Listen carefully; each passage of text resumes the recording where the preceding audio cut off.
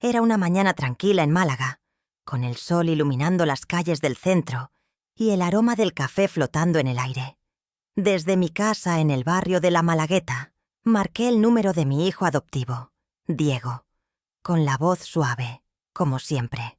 «Diego, acabo de transferir 300.000 euros a tu cuenta», dije con cariño. «Asegúrate de comprar buenos suplementos para Lucía y el bebé, ¿vale?» Diego rió, su tono alegre, como si fuera el hijo agradecido que siempre fingía ser. «Claro, mamá. Ahora que seré papá, cuidaré de Lucía y nuestro pequeño. Confía en mí». Quise decir algo más, prolongar ese momento, pero me interrumpió. «Bueno, mamá, tengo que irme. Cosas que hacer. Ni un gracias, ni una palabra de afecto». El pinchazo de decepción me atravesó, pero lo ignoré, como siempre. Justo cuando iba a colgar, una frase me heló la sangre. Por fin, la vieja envió el dinero. Era la voz de Lucía, su esposa. Me quedé inmóvil, conteniendo el aliento, esperando que Diego dijera algo, que me defendiera, aunque fuera con una palabra tibia. Pero no. Él soltó una risa cortante. «Es demasiado cautelosa. Tuvimos que fingir un embarazo para sacarle ese dinero». Mis manos temblaron, aferrando el teléfono. En un instante, los recuerdos de amor se hicieron añicos, dejando solo un frío amargo en mi pecho. Diego siempre había sido imprudente con el dinero. Antes de casarse venía a mí constantemente. Cientos, miles, incluso decenas de miles de euros para sus deudas de juego. Yo lo ayudé cada vez, vendiendo joyas, tomando turnos extra como enfermera, creyendo que mi amor lo cambiaría. Pero después de su boda con Lucía, las visitas se espaciaron, las llamadas se volvieron raras. Me decía que estaba ocupado, que la vida de casado era exigente. Me inventé 1000 excusas para él, pero esa frase, «la vieja envió el dinero», lo cambió todo. No era mi hijo. Era un extraño que me veía como un banco. A través del teléfono, escuché a Lucía hablar con entusiasmo sobre cómo gastarían mi dinero. Un coche nuevo, un viaje, una casa más grande. Me quedé paralizada en el salón, con el teléfono en la mano, mientras un silencio ensordecedor llenaba la habitación. Cuando la línea se cortó, la verdad me golpeó. Había dado todo por Diego. 30 años de amor, sacrificio, mi vida. Y, para él, no era más que una herramienta. Las lágrimas quemaron mis ojos, pero no lloré. En cambio, sentí una claridad fría. Había sido ingenua, pero no lo sería más. 2 días después, la puerta de mi casa sonó. Un eco extraño tras años de soledad. Al abrir, allí estaba Diego, con Lucía a su lado, sonriendo como si nada hubiera pasado. «¡Mamá!», exclamó con un abrazo exagerado. «Teníamos un día libre y queríamos verte. Trajimos suplementos para ti, para que te cuides», Lucía añadió con una sonrisa ensayada. «Carmen, Diego siempre habla de ti. Ha estado tan ocupado con el trabajo, pero aquí estamos». Los miré, conteniendo una risa amarga. Eran actores perfectos, interpretando al hijo cariñoso, y la no era ideal. Si querían jugar, yo también podía hacerlo. «Pasad, pasad», dije con voz cálida, invitándolos al salón. Pero mientras Diego se sentaba, con esa sonrisa falsa, noté algo en sus ojos, un brillo calculador. «Mamá, hemos estado pensando», dijo, rascándose la cabeza con fingida timidez. «Lucía está embarazada y nuestro piso es muy pequeño. ¿Podríamos mudarnos aquí contigo por un tiempo?» Lucía intervino con tono dulce. «Es por el bebé, Carmen. El espacio es apretado, no es sano». Mi sonrisa no vaciló, pero mi mente trabajaba rápido. Esta casa, una villa cerca del centro de Málaga, Valía más de 1 millón de euros. Diego lo sabía. No querían mi amor, querían mi propiedad. Asentí lentamente. Claro, podéis venir. Sus rostros se iluminaron, pero Diego empujó más. Y, ya que estaremos aquí, quizás sería buena idea poner la casa a mi nombre. Así me encargo de los impuestos, el mantenimiento, y tú descansas. Lucía sonrió condescendiente. Somos familia, Carmen. ¿Has hecho tanto? Deberías relajarte. Sus palabras eran un veneno disfrazado de cariño. Hace 1 año habría cedido, pero ahora, tras escuchar su traición, no sentí nada. Lo pensaré, dije con una sonrisa. Sus ojos brillaron, creyendo que habían ganado, pero no sabían que yo ya había comenzado a trazar mi propio plan. Las olas del Mediterráneo rompían suavemente contra la costa de La Malagueta, mientras el sol de Málaga iluminaba mi villa. Había pasado 1 semana desde que escuché a mi hijo adoptivo, Diego, y su esposa, Lucía, llamarme la vieja por teléfono, revelando que fingieron un embarazo para sacarme 300.000 euros. Durante 30 años di todo por Diego. Mi amor, mi dinero, mi vida como enfermera, pagando sus deudas de juego, creyendo que mi sacrificio lo haría agradecido. Pero su propuesta de mudarse a mi casa y transferir la propiedad a su nombre me mostró la verdad. No querían mi amor, sino mi villa, valorada en más de 1 millón de euros. Mientras tomaba un café en la terraza, sentía un dolor profundo, pero también una claridad nueva. No sería más la madre ingenua. Había llegado el momento de protegerme.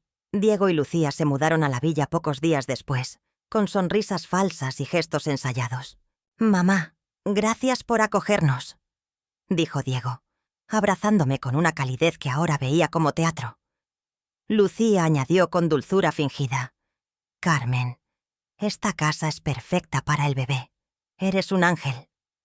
Los miré, conteniendo una risa amarga. Eran actores expertos, pero yo ya no era su público.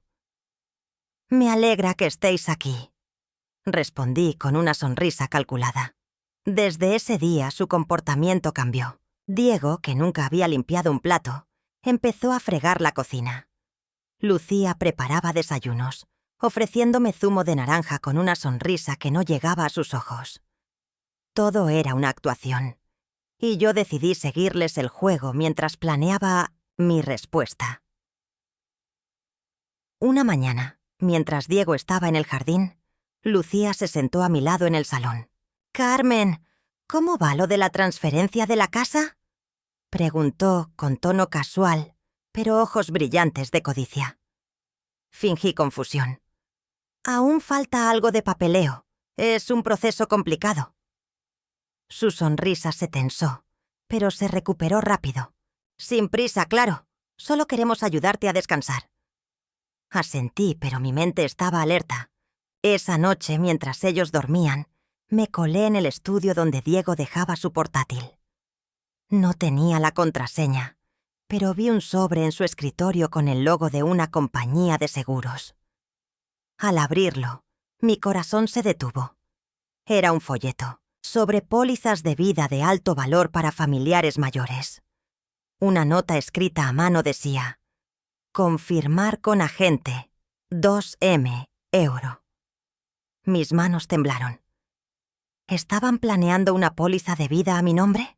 El descubrimiento me heló la sangre, pero no podía confrontarlos sin pruebas. Al día siguiente visité discretamente la oficina de seguros en el centro de Málaga. «Quiero saber si hay una póliza a mi nombre», dije al empleado, manteniendo la voz firme. Tras unos minutos, asintió. «Sí, señora Carmen. Hay una póliza de 2 millones de euros registrada a su nombre, con Diego Dawson como beneficiario». Mi respiración se cortó. «¿Cuándo se contrató?», pregunté. «Hace 1 semana», respondió. Salí de la oficina con las manos frías, pero la mente clara. Diego no solo quería mi casa, estaba planeando algo mucho peor. Esa tarde, Diego me propuso un plan. «Mamá, ¿qué tal si hacemos una excursión de senderismo este fin de semana? Hay un parque natural en la Sierra de las Nieves, perfecto para relajarnos». Lucía sonrió, tocándome el brazo. «Sería bueno para todos, Carmen. Un día en familia». Sus palabras eran dulces, pero sus ojos tenían un brillo frío. Recordé las noticias sobre senderistas desaparecidos en esa zona, terrenos peligrosos, acantilados sin vigilancia. Mi pulso se aceleró. ¿Era este su plan? Fingí entusiasmo. «Suena maravilloso. Vamos». Ellos intercambiaron una mirada rápida, creyendo que habían ganado. Pero no sabían que yo ya estaba un paso adelante. Esa noche llamé a Elena, una abogada que había conocido años atrás en el hospital donde trabajaba. «Elena, necesito ayuda», dije con voz baja. «Mi hijo y su esposa están planeando algo contra mí. Tienen una póliza de vida a mi nombre y creo que quieren hacerme daño». Le conté todo. La llamada, la póliza, la excursión. Elena escuchó con atención. «Carmen, esto es grave. No vayas a esa excursión sin protección. Graba todo, lo que puedas. Busca pruebas en su portátil. Y no reveles que lo sabes. Puedo investigar la póliza y preparar una estrategia legal». Me envió una grabadora pequeña y me advirtió. «Sé cautelosa. Tu seguridad es lo primero». Guardé la grabadora en mi bolso, sintiendo una determinación nueva. Había dado todo por Diego, pero ahora lucharía por mí. Mientras el sol se ponía sobre Málaga, miré el Mediterráneo desde mi terraza. Los recuerdos de Diego, su risa de niño, las noches que lo cuidé, se desvanecían como la marea. No, era mi hijo. Era un peligro. Pero yo no era una víctima.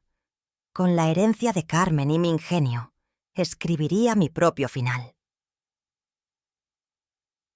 El amanecer pintaba de dorado las colinas de la Sierra de las Nieves, pero el aire en el coche de Diego era pesado, cargado de una tensión que solo yo parecía sentir. Era el día de la excursión de senderismo que mi hijo adoptivo, Diego, y su esposa, Lucía, habían insistido en hacer, supuestamente para relajarnos en familia.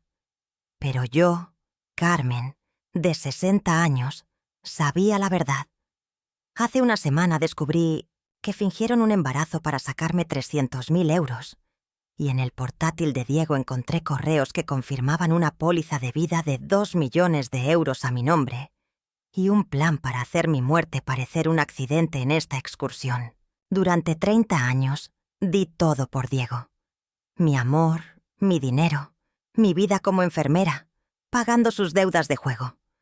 Ahora, con la ayuda de Elena, mi abogada, un localizador GPS y una grabadora, estaba lista para enfrentarlos.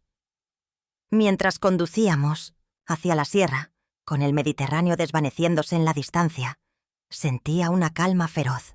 No sería su víctima. Diego y Lucía mantenían su actuación. «Mamá, qué día tan bonito», dijo Diego, con una sonrisa que no llegaba a sus ojos. Lucía, en el asiento trasero, añadió: «Carmen, esto será inolvidable. Un día para recordar». Sus palabras eran dulces, pero sus miradas rápidas entre ellos delataban su plan.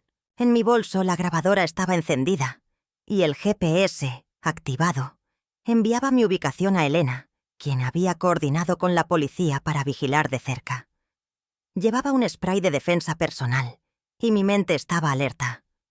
No tocaría nada que me ofrecieran recordando los correos. Asegúrate de que parezca un accidente. Llegamos al Parque Natural, un lugar salvaje con senderos empinados y acantilados traicioneros. Mientras subíamos, Diego cargaba una mochila diciendo: «Mamá, no te preocupes, traje todo lo que necesitas». Lucía me ofreció una botella de bebida energética. «Toma, Carmen, para que tengas fuerzas», dijo con una sonrisa tensa. Fingí aceptarla, pero la guardé en mi mochila sin abrirla. Gracias, prefiero agua, respondí con una sonrisa. Sus rostros se endurecieron por un instante, pero se recuperaron rápido. Seguimos subiendo, hasta llegar a un mirador cerca de un acantilado, con el sol tiñendo el cielo de rojo. «Descansa aquí, mamá», dijo Diego, señalando una roca. Sacó otra botella de su mochila. «Toma, esta es mejor. Bebe algo». La grabadora capturaba todo. Me senté, fingiendo cansancio, y tomé la botella, alzándola a mis labios sin beber. Noté un intercambio de miradas entre ellos, un brillo de triunfo. Entonces, saqué 2 barritas energéticas de mi mochila que había preparado con los sedantes que encontré en su habitación días antes. «Comed algo vosotros también», dije ofreciéndoselas. Ha sido una subida larga. Ellos, confiados, las tomaron y las devoraron sin dudar. Qué ricas», dijo Lucía riendo. Diego asintió comiendo rápido. Conté en silencio, esperando. Minutos después, sus movimientos se volvieron lentos, sus ojos vidriosos. ¿Qué pasa?», balbuceó Lucía, antes de desplomarse. Diego cayó a su lado, inconsciente. Me levanté sacudiéndome el polvo y los miré. «Intentasteis atraparme, pero sois demasiado ingenuos», dije con voz fría. Revisé sus mochilas, encontrando un frasco de sedantes y un mapa con una ruta, marcada hacia un acantilado sin sendero. Tomé fotos de todo y las envié a Elena, junto con la grabación. Luego, activé el GPS para que la policía los encontrara. Mientras bajaba la montaña, el aire fresco llenaba mis pulmones.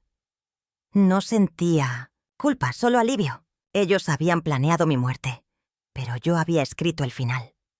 Al llegar al pie de la montaña, un coche patrulla me esperaba. Elena estaba allí, con un oficial. «Carmen, lo hiciste», dijo revisando las fotos. «Esto es suficiente para acusarlos de intento de homicidio. La policía los recogerá. Estás a salvo». Asentí, pero mi mente ya estaba en otro lugar.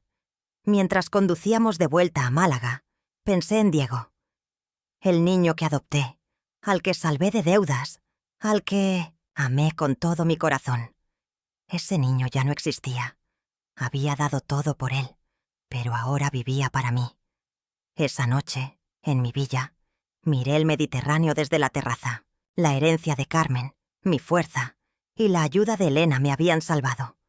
Pero la verdadera victoria era otra. Había aprendido a protegerme. La excursión fue su trampa, pero yo la convertí en mi libertad. El sol de Málaga brillaba sobre la villa en la Malagueta, reflejándose en el Mediterráneo, mientras yo, Carmen, de 60 años, miraba el horizonte desde mi terraza. Hace unos días, en la Sierra de las Nieves, enfrenté a mi hijo adoptivo, Diego, y su esposa, Lucía, quienes planearon mi muerte para cobrar una póliza de vida de 2 millones de euros, disfrazándola de un accidente de senderismo. Durante 30 años, di todo por Diego.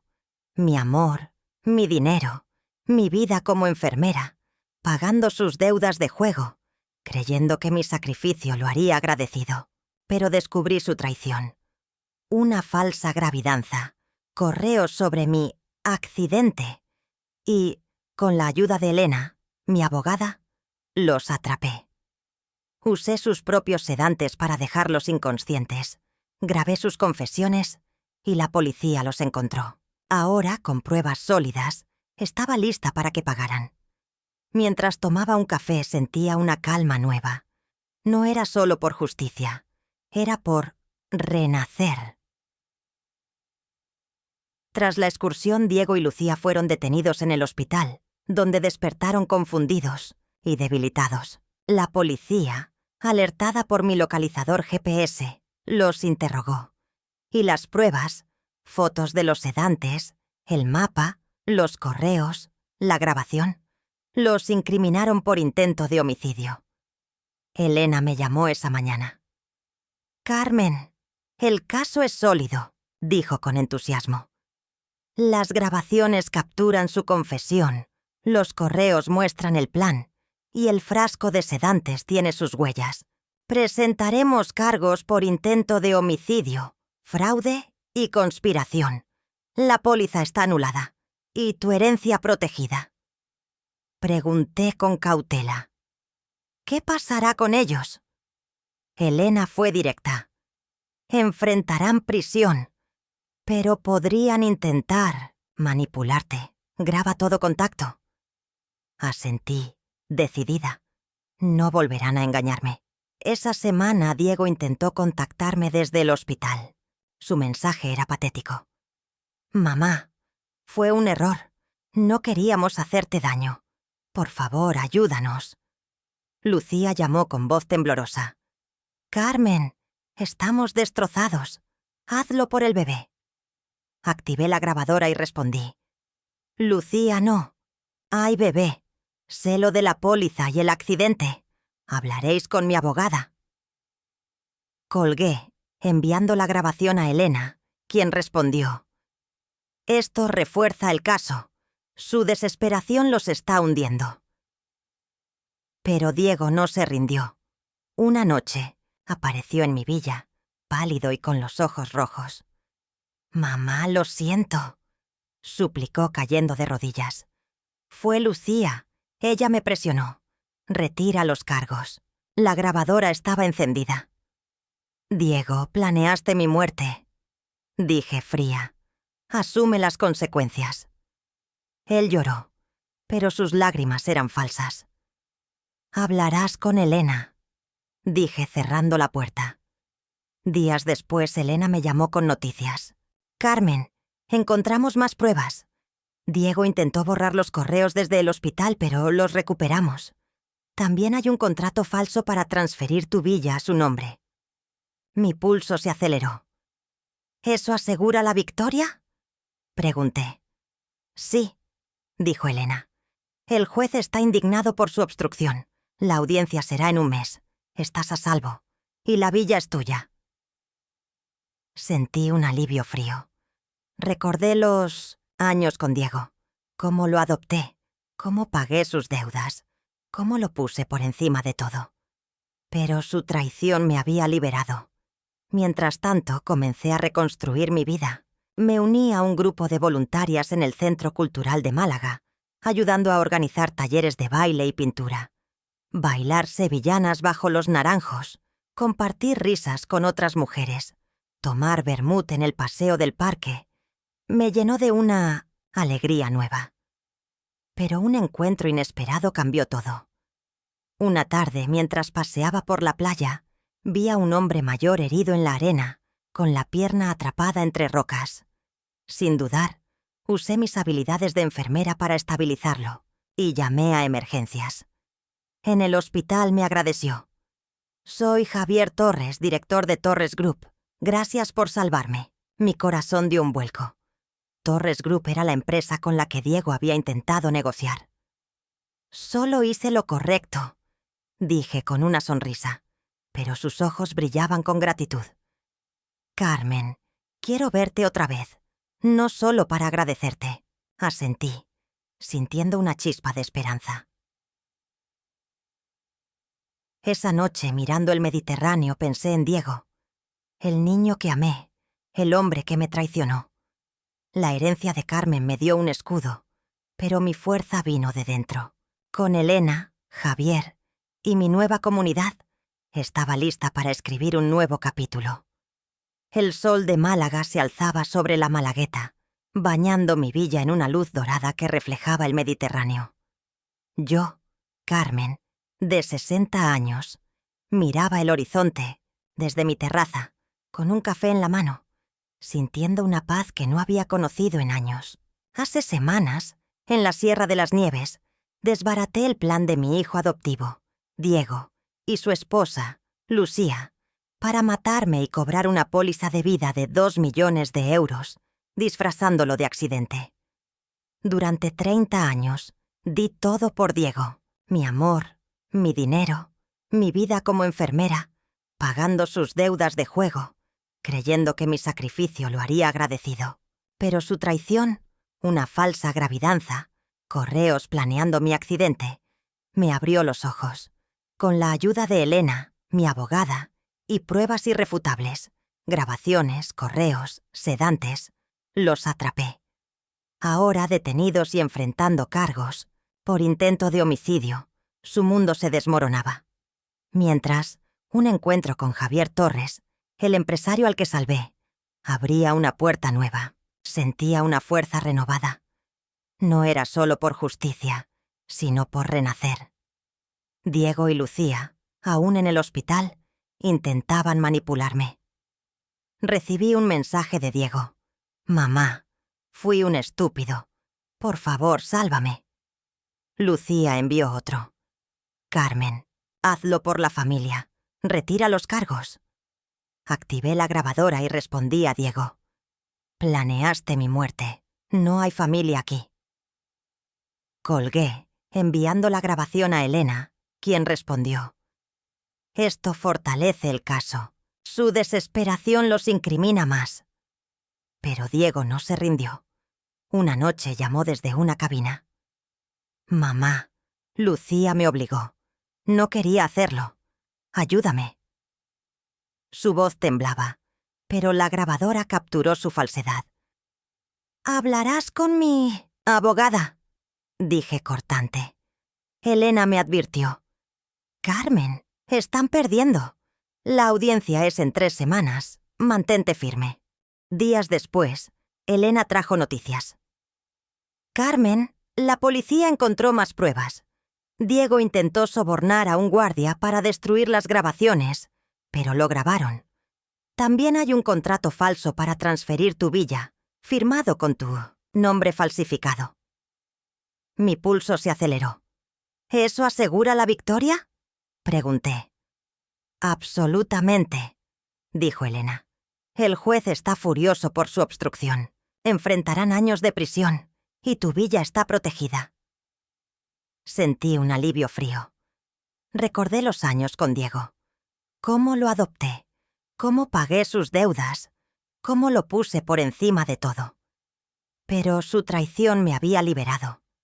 Mientras tanto, mi vida tomaba un nuevo rumbo. Me uní a talleres de sevillanas y pintura en el Centro Cultural de Málaga, bailando bajo los naranjos y compartiendo risas con mujeres que, como yo, buscaban renacer. Pero lo más inesperado fue Javier. Una tarde me invitó a un café en el paseo del parque. «Carmen, no solo te debo la vida», dijo con ojos cálidos.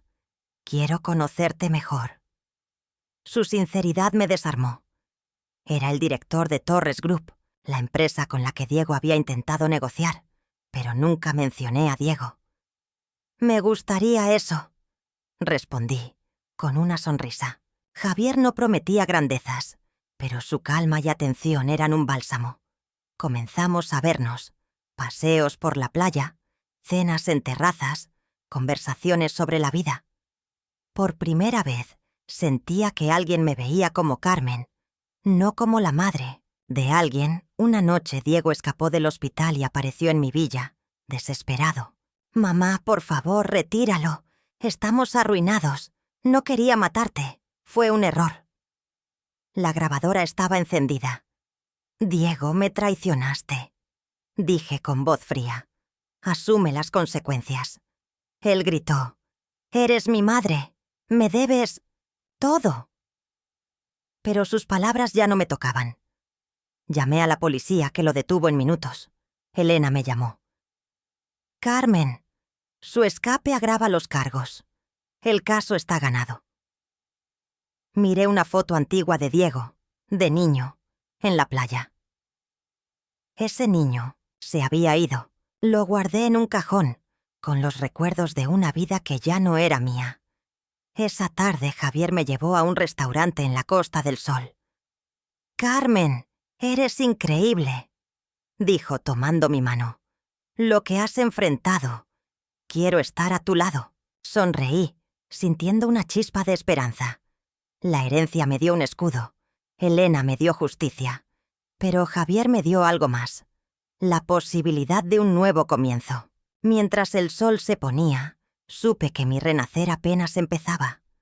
Las calles de Málaga se llenaban de vida primaveral, con el aroma de azahar flotando en el aire mientras yo, Carmen, de 60 años, caminaba hacia el juzgado en el centro de la ciudad. Hace un mes, desbaraté el plan de mi hijo adoptivo, Diego, y su esposa, Lucía, para matarme y cobrar una póliza de vida de 2 millones de euros, disfrazándolo de accidente en la Sierra de las Nieves. Durante 30 años, di todo por Diego. Mi amor, mi dinero, mi vida como enfermera, pagando sus deudas de juego, creyendo que mi sacrificio lo haría agradecido. Pero su traición, una falsa gravidanza, correos planeando mi muerte, me abrió los ojos. Con la ayuda de Elena, mi abogada, y pruebas irrefutables, grabaciones, correos, sedantes, los atrapé. Ahora, con Diego y Lucía detenidos y enfrentando cargos por intento de homicidio, y mi relación con Javier Torres, el empresario al que salvé, creciendo, sentía una fuerza nueva. Mientras el Mediterráneo brillaba en la distancia, supe que esta audiencia marcaría un antes y un después. En el despacho de Elena revisamos el caso antes de la audiencia.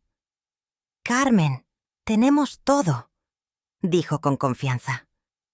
Las grabaciones de Diego, los correos, el testimonio de Rocío, los sedantes, su intento de soborno y el contrato falso para tu villa. El juez está indignado por su obstrucción. Ganaremos. Pregunté con cautela. ¿Qué pasará con ellos? Elena fue clara. Enfrentarán años de prisión por intento de homicidio, fraude y conspiración. La póliza está anulada, tu villa protegida y tu herencia segura. Asentí sintiendo un alivio frío. ¿Y si intentan manipularme otra vez? Elena me dio una grabadora nueva. Graba todo, pero dudo que lo intenten. Están acabados. La audiencia fue un torbellino. Diego y Lucía, pálidos y demacrados, intentaron culparme, diciendo que malinterpreté sus intenciones. Pero Elena presentó las pruebas. Grabaciones de sus confesiones, correos sobre el accidente, el frasco de sedantes con sus huellas. El juez, furioso, dictó una orden de prisión preventiva y programó el juicio final. «Carmen, la victoria está asegurada», dijo Elena tras la audiencia. «El piso y tu herencia están a salvo». Salí del juzgado mirando la alcazaba al fondo. Había ganado, pero no era solo por el dinero, era por mi dignidad. Diego intentó un último truco. Desde prisión me envió una carta. «Mamá, fui un idiota. Por favor, perdóname. No quería hacerte daño». La grabadora estaba lista, pero no respondí. Quemé la carta, dejando que las cenizas se desvanecieran en el viento. Lucía también llamó suplicando. «Carmen, hazlo por el bebé que nunca existió». Colgué, enviando la grabación a Elena, quien dijo: «Esto solo agrava su caso. Están hundidos». Recordé los años con Diego. Cómo lo adopté, cómo pagué sus deudas, cómo lo amé. Pero ese amor me había cegado. Su traición me liberó. Mientras tanto, mi vida florecía. Me volví activa en el Centro Cultural de Málaga, liderando talleres de sevillanas y pintura, compartiendo risas con mujeres que, como yo, buscaban renacer. Pero Javier fue la chispa inesperada. Nos veíamos a menudo. Paseos por la playa de la Costa del Sol, cenas en terrazas, charlas sobre la vida.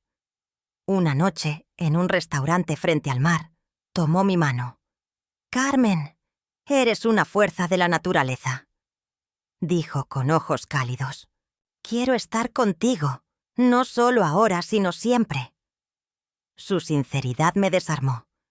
«Javier, he pasado por tanto...»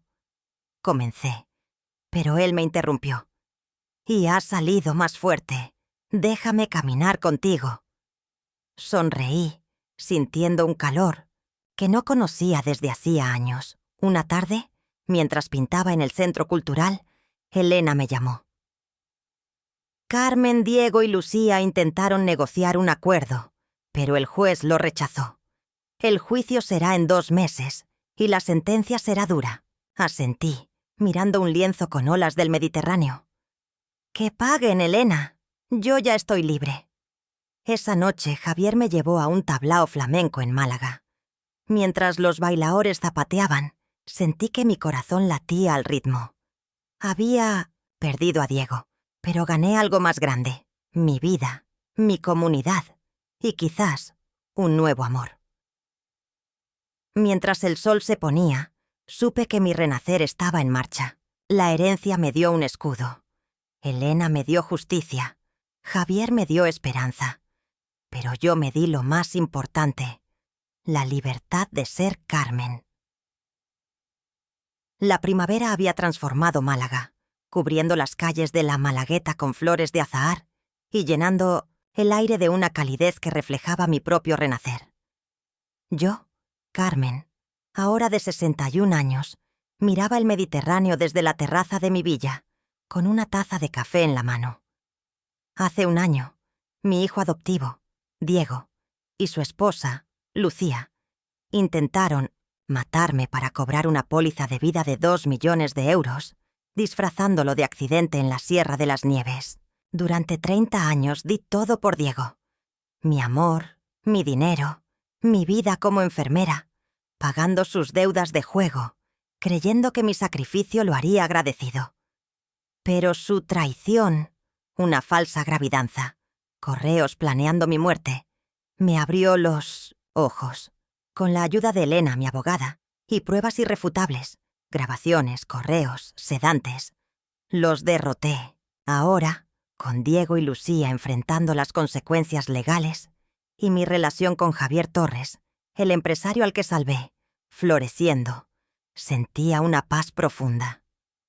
No era solo una victoria, era mi libertad. El juicio final fue un cierre definitivo. Hace 2 meses el juez dictó sentencia. Diego fue condenado a 7 años de prisión por intento de homicidio, fraude y conspiración, sin libertad condicional. Lucía recibió 4 años y una multa de 100.000 euros. Sus intentos de soborno, destrucción de pruebas y contratos falsos agravaron sus cargos. Mi villa, mi herencia de 8 millones de euros y mi dignidad quedaron protegidas. Elena, con su precisión, aseguró que cada euro robado regresara a su lugar. «Carmen, lo lograste», me dijo tras la sentencia con una sonrisa. «No solo ganaste, renaciste». Asentí mirando la alcazaba desde el juzgado. La ciudad que me vio sufrir ahora me veía vivir. Corté todo contacto con Diego y Lucía. Quemé sus cartas, bloqueé sus números y doné sus pertenencias a un centro benéfico. La villa en la Malagueta, que intentaron robarme, la convertí en un hogar lleno de luz, con un jardín de naranjos y lienzos de mis pinturas.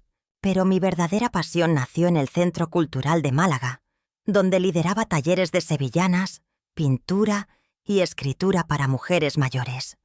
Compartir risas, bailar bajo el sol, tomar vermut en el paseo del parque, me llenó de una alegría que no conocía. Fundé Luz de Málaga, una organización para apoyar a mujeres víctimas de abuso financiero, usando parte de mi herencia para financiarla. Cada taller, cada sonrisa, era un paso hacia mi nueva vida. Javier se convirtió en mi ancla. Nos veíamos casi a diario. Paseos por la playa de la Costa del Sol, cenas en terrazas, tardes pintando juntos. No prometía grandezas, pero su presencia tranquila era un refugio. Una noche, en un tablao flamenco, me tomó de la mano mientras los bailaores zapateaban. «Carmen, eres mi hogar», dijo con ojos que brillaban. «Quiero envejecer contigo». Mi corazón latió fuerte. «Javier, he perdido tanto, pero contigo siento que gano todo. Nos besamos bajo las estrellas y supe que el amor, el verdadero, podía llegar a cualquier edad. Una tarde, mientras pintaba en el centro cultural, Elena me llamó. «Carmen». Diego intentó apelar desde prisión, pero el juez lo rechazó. «Están acabados. Tu fundación está cambiando vidas. Eres una inspiración». Sonreí, mirando un lienzo con olas del Mediterráneo. «Gracias, Elena, pero solo estoy viviendo». Esa noche Javier me llevó a un restaurante frente al mar. «Carmen, quiero que vivamos juntos», dijo con una sonrisa tímida. «No como salvador, sino como compañero». Asentí con lágrimas de alegría. «Sí, Javier. Escribamos este capítulo juntos». Mientras el sol se ponía, miré el horizonte. Diego y Lucía eran sombras del pasado, cenizas de una vida que ya no me pertenecía. La herencia me dio un escudo. Elena me dio justicia. Javier me dio amor. Pero yo me di lo más importante, la libertad de ser Carmen. Había perdido a un hijo, pero gané un mundo. Mi comunidad, mi fundación, mi hogar. La primavera de Málaga era mi reflejo. Y yo, por fin, era libre.